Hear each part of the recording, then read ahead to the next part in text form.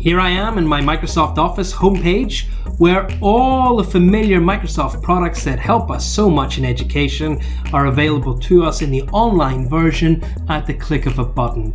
I can enlarge to see even more apps that are available to me, but the first thing I'm going to do is to star and add this to become one of my favorites. And so there I can have Microsoft Office Home at the click of a button, ready for me to access every time I'm ready to use it. And the first thing I'm going to do is to find the Microsoft Teams icon, and so here I am in the web browser version of Microsoft Teams, and it opens at my homepage. My homepage is where all the teams, whether they're teaching and learning teams or whether they're staff collaboration teams, I have them all in one place, easily visible in the grid view, and I'm able to select into any team that I need to do work with. Let's take a quick overview of all the features, and then we'll get straight into how to create your first team.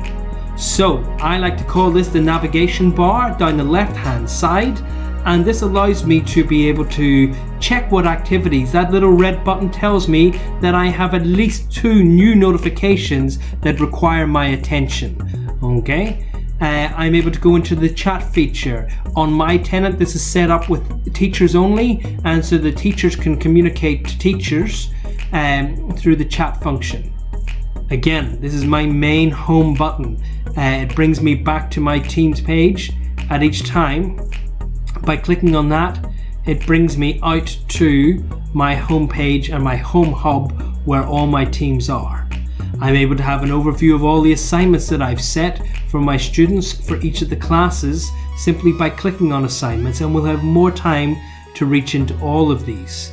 I have my calendar to tell me what's coming up. Today looks like it's going to be an okay day. And I have my calls feature, an online calling system with other teachers and members of staff and people within my organization and from beyond. I can make a call or a video call to individuals, or I can get a group chat going from that location.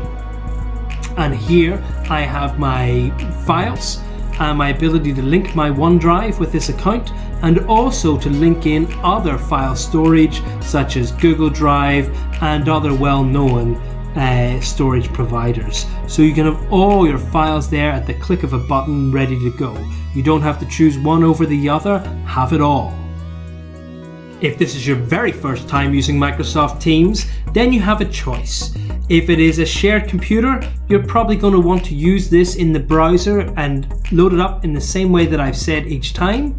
But you can also, if it's a private computer and the computer belongs to you, download the app and have it on your desktop. So I've got a desktop version here, and by clicking in there, I can download the executable file that will allow me to have the exact same features, but at the click of a button, like you would have all your other software applications along your taskbar ready to go. And if you're using Teams day in, day out, and it's your own computer, that's a good place to start. If you're using a school operated PC, you may need your IT administrator to help you with that aspect.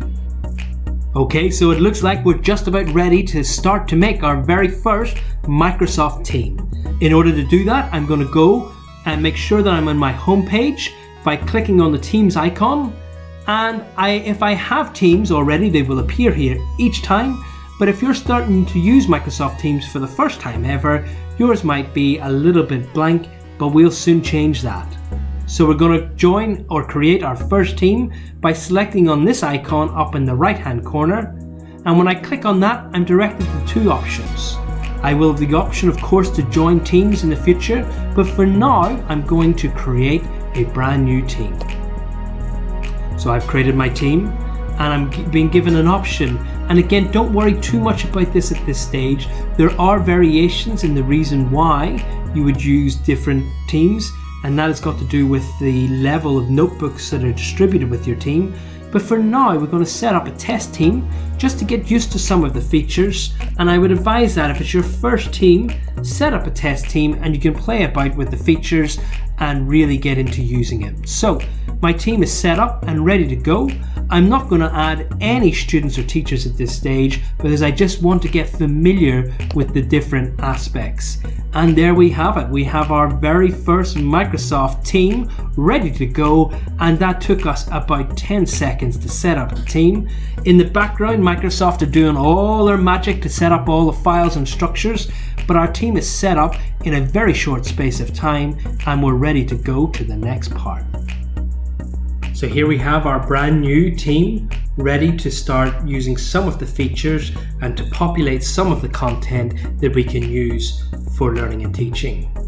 So in the left hand side we have our list of channels, and the general is the main channel that we will use. We can add lots of other channels and you will have to make a judgment call about what types of channels you want to use, whether you want to have a new channel for each unit that you teach, or if there's another way that you wish to do that, and I'll show you some examples of that in a moment. But we're in the main channel known as the general channel. Up in the top of the bar, the toolbar, I have the posts, and that is a kind of discussion, conversation aspect where we can send messages and receive messages as a whole class or a whole team with our pupils. We have a file section. Again, this is going to be fairly empty at this stage, and we have a choice then to decide how we're going to organize those files and structure those files according to what we want. And then we have the other features that we'll get into in some of the other tutorials. But we're definitely going to look at the posts and the files in this first initial tutorial, as they would be essentially the two most popular and common reasons for using Teams. So I can type a basic general message straight into the box and say hello, and everybody in my team will see that message. I can go one step further and I can start to add more dynamic messages. So I can choose whether I want to have a conversation or whether I want to broadcast an important announcement to my class. So in this instance, I'm going to set up a welcome message that I want everybody to read. So I've changed this from conversation in general to announcement. I can decide whether I want students to be able to reply, so everyone can reply, or whether myself and any other owners of this team or moderators of this team. And there are other advanced options that we will go. But of course, like all things, and very much intuitive with our Microsoft Word and Microsoft PowerPoint features, we're able to control the font and highlight and so on. So these will be fairly standard icons similar to Microsoft, and that is the beauty of using Microsoft products and keeping it all together, is that everything is as you know it from other products. So I'm going to type in announcement, and hopefully my students will want to read my message. So welcome to our new online learning group. This is an important bit, because if I do @general, okay, everybody in my team is going to get a notification right now. Now you can see my notifications are going a dinger at the minute. I'm getting quite a number of notifications from different pupils and teachers, all fairly important, and I want to check in those in a little while. And that's one way of making sure that everybody gets an extra nudge and an extra pointer to say there's an important message and you're part of that message, so you need to go and read it.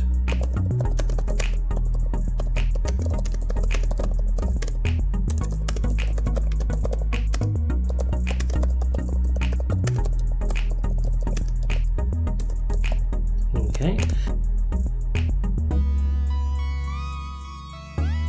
Now that my announcement is front and center of my group, I'm hoping that my students will show me that they've read and engaged with the message, and of course they can contact and reply in the message below, because I've opened up that setting, so a pupil could send me a reply and I could reply to the student as well.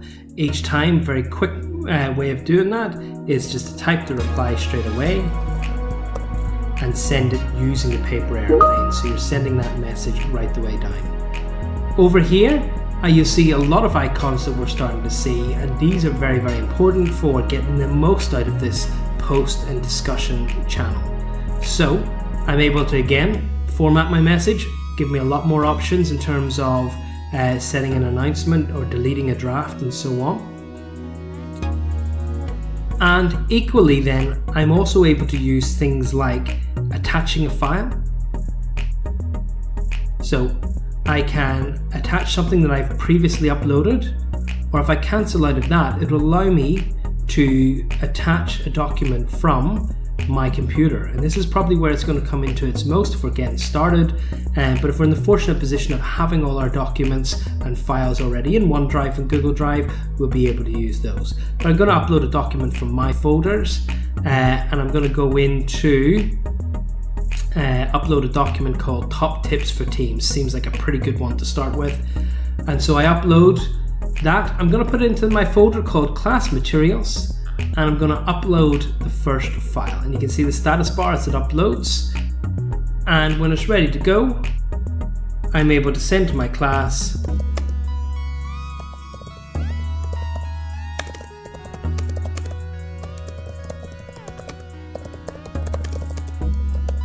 Here's an important document to read, and I'm going to send that to them. Every student on the team sees that document. They're able to open it up straight away and be able to get into that document as they go. So opening up in PDF format for them here, every student can have quick and ready access for that. And the beauty of quickly uploading it into this section is that it will also stay permanently in the Files section. So in the Files section, we uploaded that to Class Materials, and we will see our document ready to go. In the next tutorial, I'm going to show you how to use the Files section and to organize your files as you go. We also have some other options here.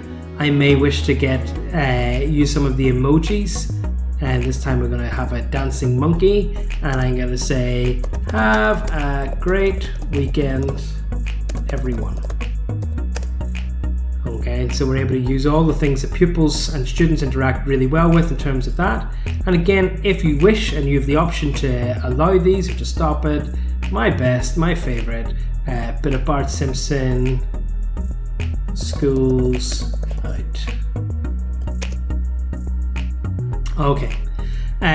We have a couple of other options. We have a few stickers, and these are just lots of little features that Microsoft have built in, and you have the option to go through and see them and to use what you want to use. You'll find different reasons for using some and not for the others. So I sent a little fist pump from Purple Broccoli and all the way through. We'll come back and we'll look at the Meet Now feature, which is the video conferencing call.